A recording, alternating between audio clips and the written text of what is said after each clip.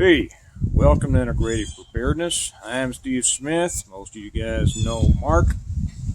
I want to talk today about how you're going to get killed in SHTF. I put up one yesterday about living a beautiful life, which of course got very few views because it's about good stuff. And people would much prefer to hear about bad stuff and worry about things. I want to make a whole nother one about that one of these days. And but we'll probably get a lot more hits on this one. Not that it's not important, and it is. It is. But yesterday's on living a beautiful life, I suggest I've got you. Yeah, our camera crew failed to show up today, as did our makeup crew, as you can see. Is that snow? I think that is snow. That just got snow. Wow. It's coming down. First snow. We're about to go out and do some houses. It is cold, but at least it's windy. I said yesterday, I had turned around so you all could see the trees in the background, how pretty those are.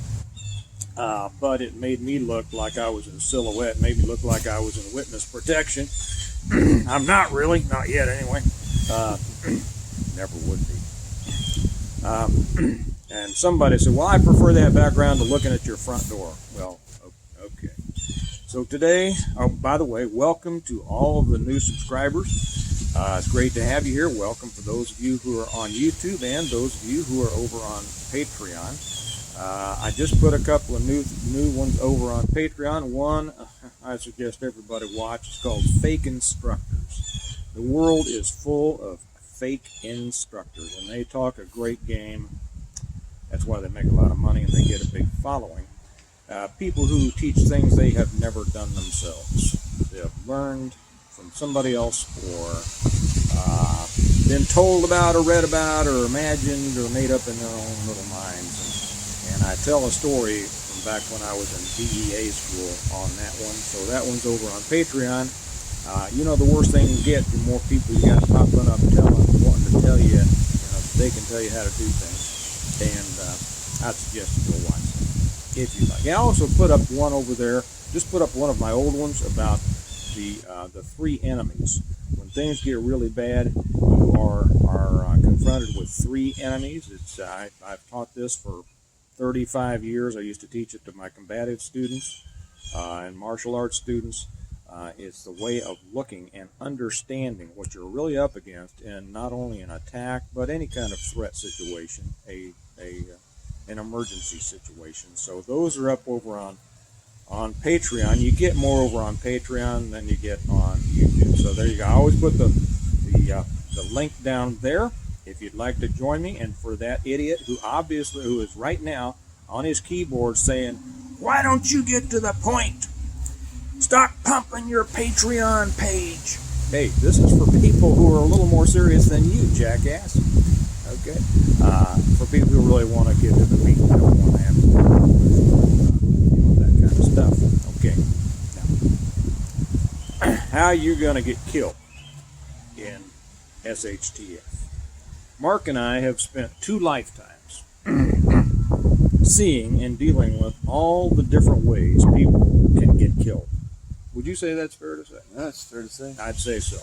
Everything from falling off a stool, changing a light bulb, to torture deaths. Okay?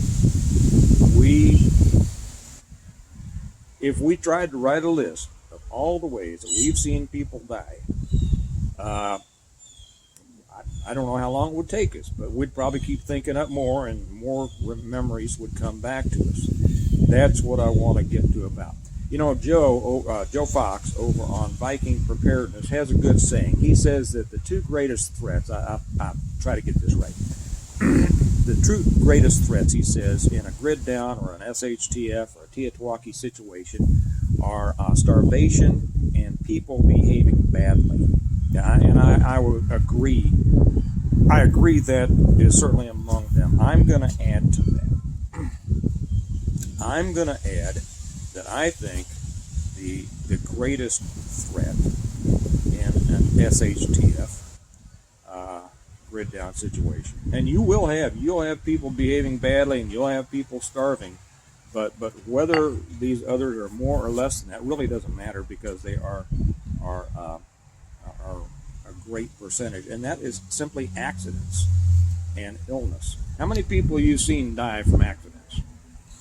The majority. Yeah, that's right. It wasn't intended. It's just like fights or attacks. More people get killed on accident than on purpose in a fight. You know, there was an old saying that used to go around, and that is, it's harder to kill a person, you know, with your hands or anything. It's harder to kill a person than you think. It's also easier, you know.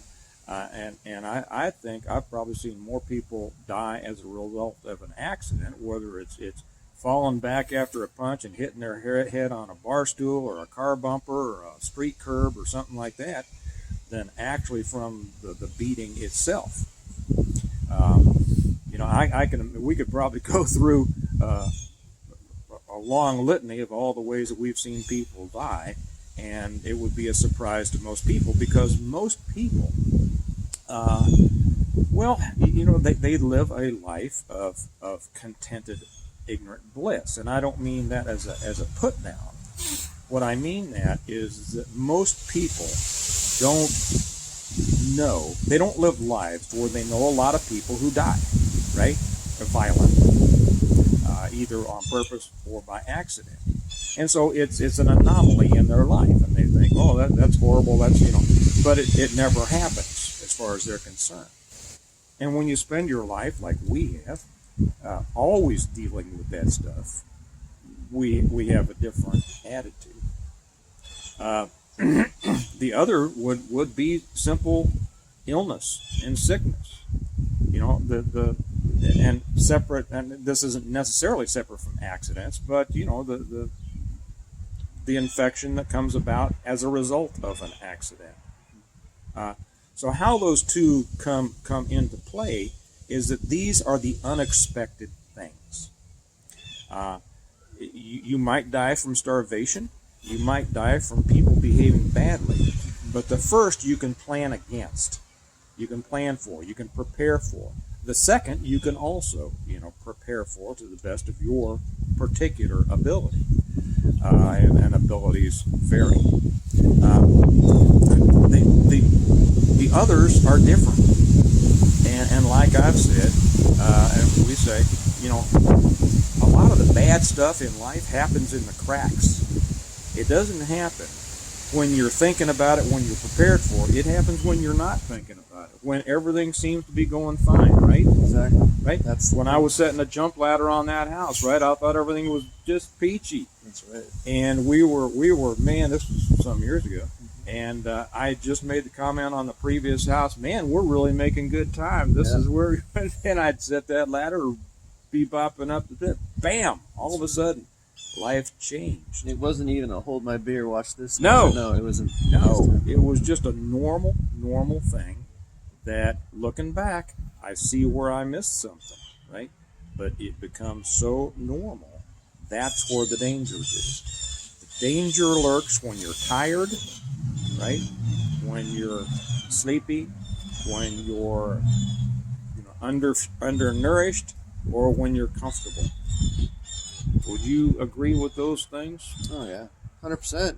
And since we're talking about grid down or SHTF type scenario, you got to expect that the things that we're dealing with today are going to increase exponentially, especially for the youth population. Mm-hmm. Whereas we know now the number one cause of death in children under 15 at least is trauma, and that's in this country, probably everywhere. But so you can imagine how much that would increase when there's a grid down and people are doing more things, because they don't have a fear of death like we do, and you're going to have more illness and you're going to have more traumatic injury and less recovery. And when you say, for those of us who don't use the terms the same way you do, would you explain what you mean by trauma? Traumatic injury. Well, kids, they don't fear death. They don't know death, and they don't know their limits, so they test their limits. So they're more likely to do daring things without knowing that if they break their leg, they could die in that scenario in a grid down situation due to infection, or there's no orthopedic surgeon to put things back together. They're fearless, and they don't know their limits. Yes, they bounce a little bit and they heal faster in some ways, and they're not little adults. They're not finished growing, so they have their weak spots, and their impulsivity is their weakness. Right. So nowadays, a kid breaks his leg. Well, he goes in. He's the center of attention in the ER, right? That's right. And all the nurses, oh, honey, and especially if it was a football injury, right? Oh, and they come in wearing their pads, and they're the star. Mom and dad is with them, and half their team is with them, and they're making a big deal. They're the center of attention. They're smiling, Yeah. So they go in, and you guys straighten them out and get them ready for whether they're going to go to an orthopedic surgeon to patch them back together again, or whatever. And he goes home, and he's out for a while, and he's at school on his crutches, right? And all the girls are signing his cast. And I mean, it's cool, right? Yeah. Breaking bone in high school is cool. Yeah. Yeah. Break a bone after SHTF, and you could be dead. Yeah. And not only that, but that's an isolated injury. When you think of all the injuries due to motor vehicle accidents and the complex traumatic injuries, head injuries, neck injuries, puncture wounds, impalements, you could have cord injuries, all kinds of things that we just can't address in a grid down situation. The mortality just goes up exponentially. Right. Yeah. I'll tell you I'll share one of the saddest things that I've seen recently. It had maybe 5 or 6 years ago. I was over at the hospital, and I was working the evening, and this guy came storming in the ER entrance. And he was a grown man, and he was just crying. He was just upset. I didn't know whether he was having a psychiatric effect or I didn't know. So I stopped and I said, "Sir, are you okay?" He says, "My son was just brought in by ambulance, and he was just losing it." And so we went back. Well, his son, and they lived in a town out south of town, and his son was out with his friends, and of course they were driving too fast on a country road. Apparently, I don't know what the situation was. Somehow wrecked. His son was ejected, and I guess broke his neck. Were you there? The kid that died as they loaded on the helicopter. That was not my day. Not my day. Well, they got him in. They had him stable. The kid was a mess. I don't remember if he broke his neck or whatever. It took him a while to find him after the cops got to the scene because he'd been ejected. They finally got him into town, and it was from quite a ways.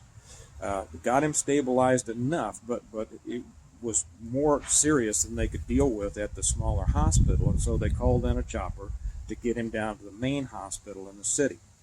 And as they thought they had him stabilized, the chopper came in. They got the kid. They loaded him on the chopper. They had some trouble. They had to take him back out of the chopper,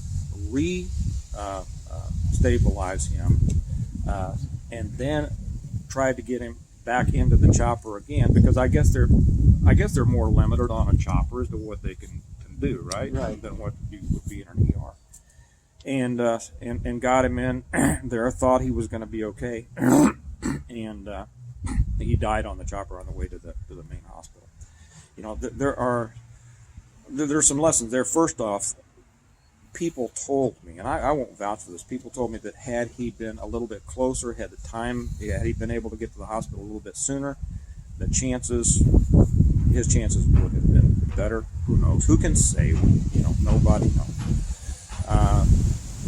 Which is right. While you're here, the closer you are to a trauma hospital, the better, right? Sure. Yeah. But a mortal wound is a mortal wound. And when you have a complex injury like that young man did, it sounds like, you can have a neurogenic shock, a nerve problem, or you can have a traumatic brain injury. It can be a combination of things affecting all systems of your body, and we just may not be able to fix all those.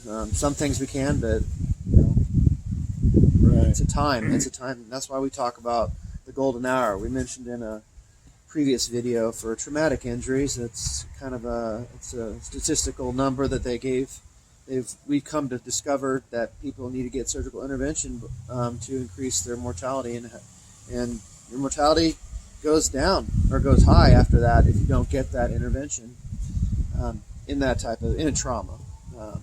In illness, it's a little different, but you still need that medical care, and antibiotics and stuff. And for those of you who didn't know, I just put up 2 of the SHTF medical videos with Mark on it over on Patreon last week, so you really ought to go over and learn a little bit of the truth. There's plenty of people out there kind of, whatever. Get the truth. You need to know about it. So, now we still lose people, right? We lose people over serious stuff, but after in an SHTF, a grid down, whatever, we're going to be losing people out of small things. And I would say that probably the way most people are going to die, I'm going to back out. I don't know about most people. Could be people behaving badly, could be starvation, could be bad water, could be bad food, a whole lot of things. But it's going to happen in the cracks. It's going to be the accidents that people experience because people aren't used to being careful. Yeah. You can't be on guard all the time. You got to have a group of people as well, because it takes you got to sleep sometime, and there's a crack right there. That's right, there is a crack. It's a matter of being relaxed. Mark and I both lived lives for many, many years where we were never relaxed. You do not relax at all. When you're sleeping, you're not relaxed. And many of you have been in those situations, and I know that, but many of you have not. And that's the change that you could expect in the world when that happens. And I think I'm gonna leave it there, but it's something to think about. Concentrate on that. Think about all the ways you could die. I talk about a lot of these things in my books, and I'm going to talk about a couple. Well, no, I'm going to hold back with the next one, but just keep that in mind. And it's the small things. It's the things you don't think about. It's the things you take advantage for. What I'm trying to say. Take for granted, right? Take for granted now. Don't take them for granted, because you can only do it now because you got medical help close by. Okay. All right. I'm going to leave it there. The snow's coming in, but we're going to go out and put up Christmas lights anyway, and we're going to be careful. Yes, sir. And we're not going to fall into one of those cracks, hopefully. You all have a good day. Remember, we prepare well today in order to live well tomorrow. Preparing well often means good planning, and good planning can include visualization. Visualization, a large part of which is what could happen, and then what do I do? Okay. So you all have a good day. Check us out over on Patreon. Catch those other ones, the fake instructors and the ones that I put up yesterday, and the medical ones. You're going to want to know about that. And I will talk to you tomorrow. Bye-bye.